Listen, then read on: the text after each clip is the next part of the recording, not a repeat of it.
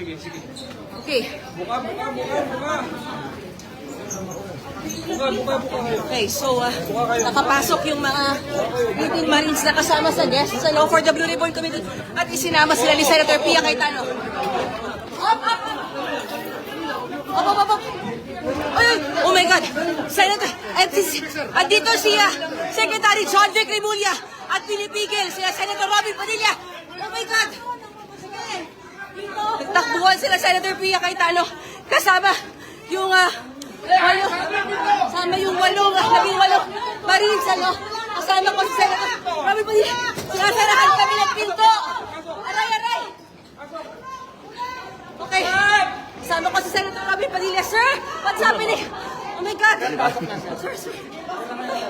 Thank you, sir. Thank you. Senator Robin, anong nangyayari po? Okay lang yan.